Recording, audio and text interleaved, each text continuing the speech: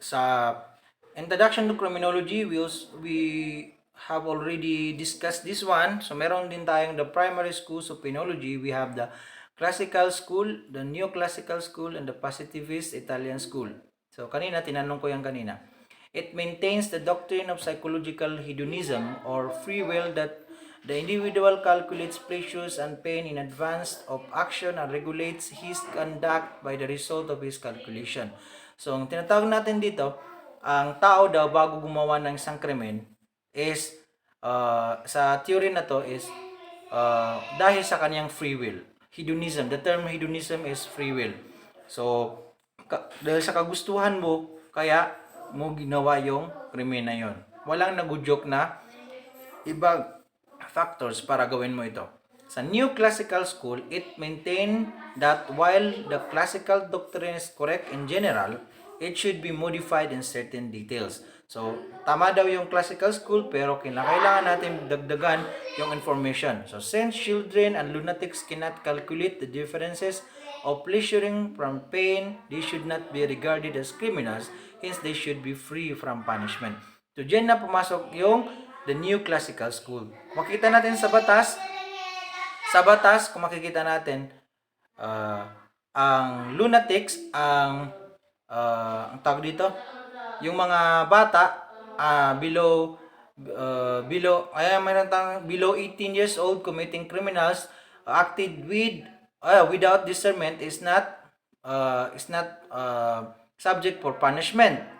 So sa New Classical, halimbawa yung mga may sayad, so hindi naman nila alam yung ginagawa nila, so okay, yung mga baliw until mayroong justification, so doon pa lang sila masasubject for sentence.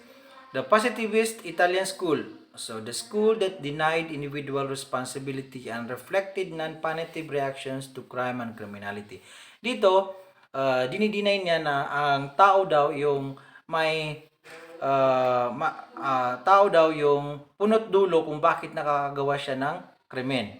It adheres that crime as any other act is a natural phenomenon.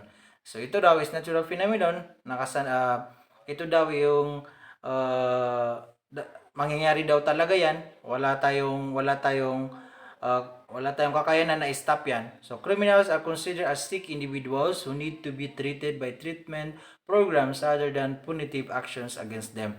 So para daw matulungan yung mga criminals, dahil sila ay halimbawa may pinagdadaanan sa buhay, doon na papasok si nakagawa ng krimen dahil may pinagdadaanan niya sa buhay, so they need to be treated. So I hope you are with me. We have the primitive society. The primitive society in the beginning of civilization, acts are characterized by behavioral controls categorized as forbidden acts, accepted acts, and those acts that are encouraged. So sa primitive society, yung kauna-unahang panahon, bago mas-civilize yung mga tao, so meron silang distinguished categorization ng acts. Meron tayong forbidden acts, kung ano mga dapat hindi pwedeng gawin, accepted acts, and those acts that are encouraged. Crimes, violence, rebellious acts, and other acts which are expressly prohibited by the society. So unang-unang panahon, itong mga krimen na ito, violence, rebellious, kung ano pa man yan, is talagang pinagbabawal. Fall as forbidden acts. Accepted acts are those that can be beneficial to the welfare of the society, such as early tradition and practices, folkways, norms, those that are controlled by social rules and laws.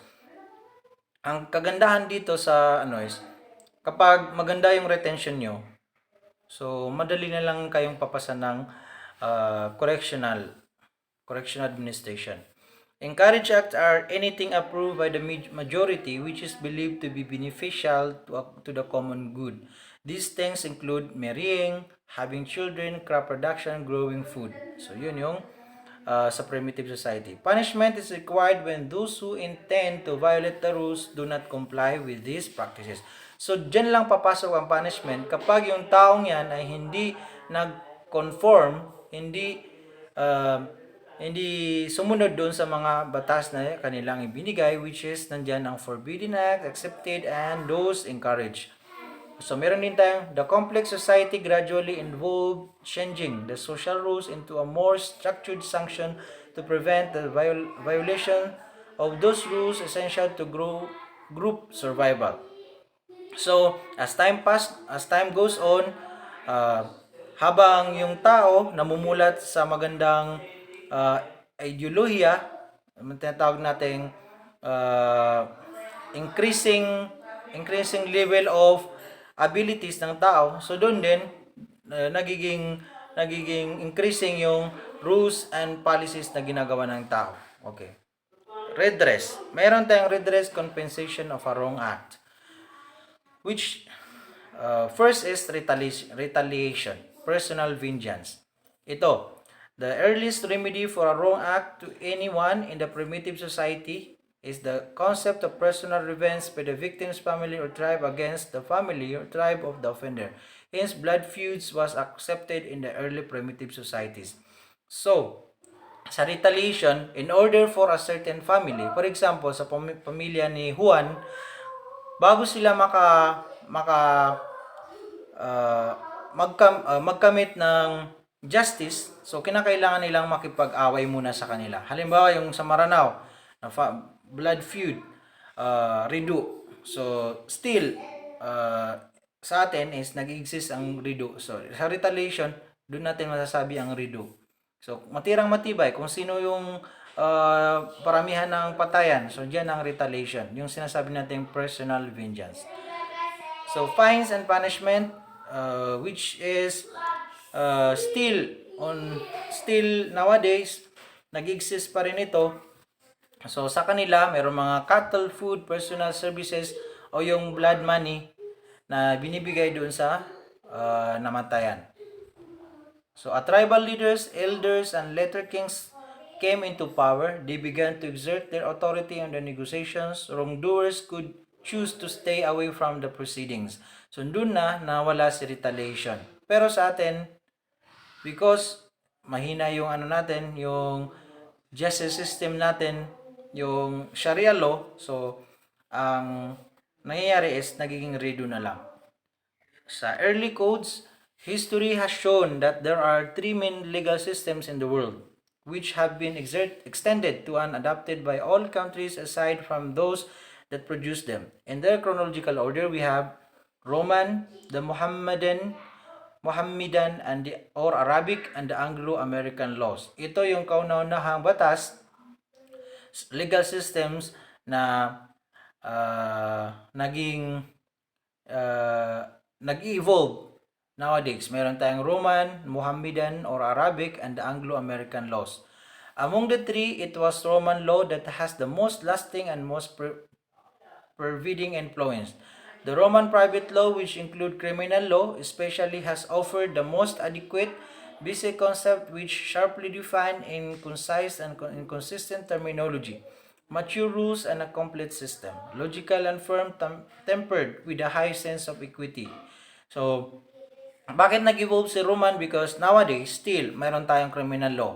Sa lahat ng countries, still existed. For example, in the Philippines, although Muslims are covered by the Sharia law, so still, pasok pa rin tayo sa laws of the land ng Pilipinas. Okay, meron tayong Babylonian and Sumerian codes.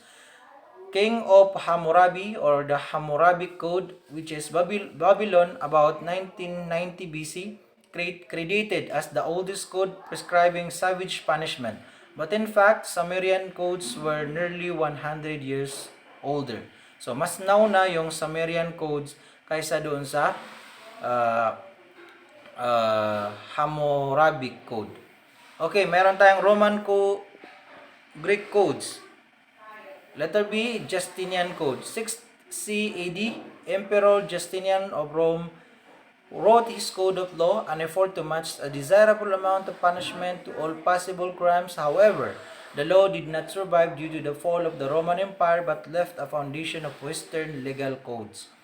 The 12 tables, which is the tabulae, 451 to 450 BC represented the earliest codification of Roman law incorporated into the Justinian Code. It is the foundation of all public and private law of the Romans until the time of Justinian. It also a collection of legal principles engraved on metal tables and set up on the forum.